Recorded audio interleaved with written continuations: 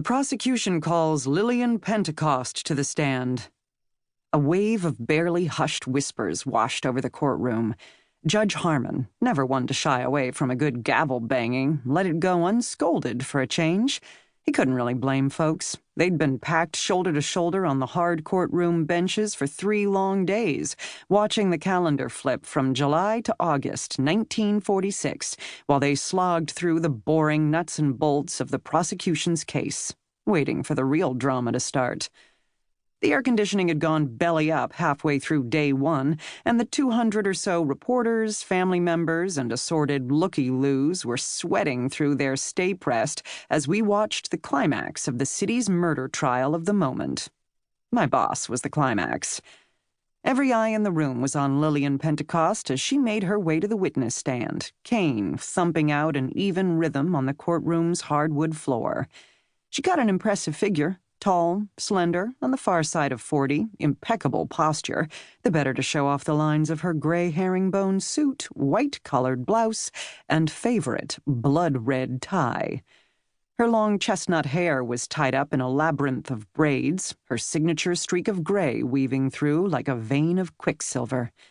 I even got her to slap on some makeup, a little eyeshadow to bring out the winter gray of her eyes, blush to add drama to her hawkish profile, and the palest of pink lipsticks to make her mouth seem a tad less severe.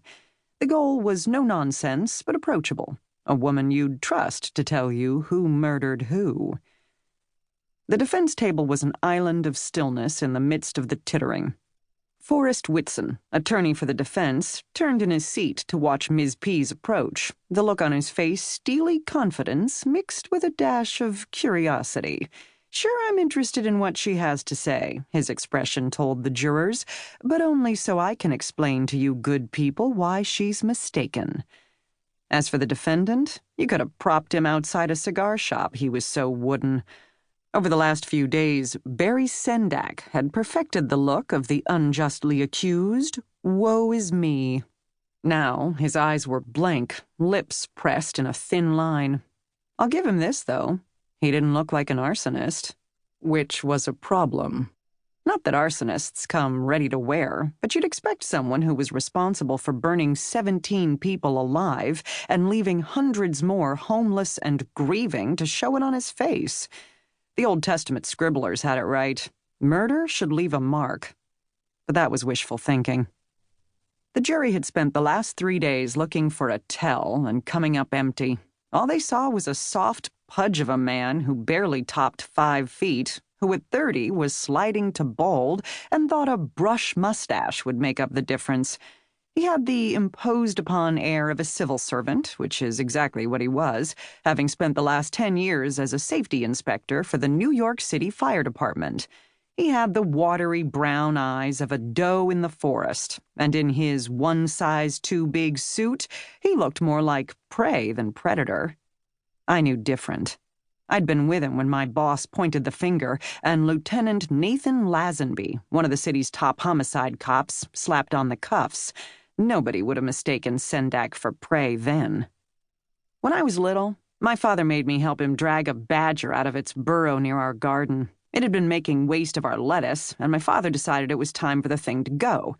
He stood behind me with a shotgun while I grabbed it by its legs and pulled. It came out spitting and clawing, and if my dad hadn't been so quick on the trigger, that rodent would have torn my face off.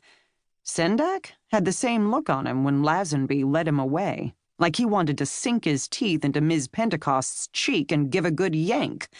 The problem was the jury wasn't seeing the beast. The other problem, and the DA had been clear that this was the larger of the two, was that the 3 tenement buildings Sendak had torched had been in Harlem. The 17 dead were all Negroes, and if you could find a more lily-white jury, I'd have given you a medal.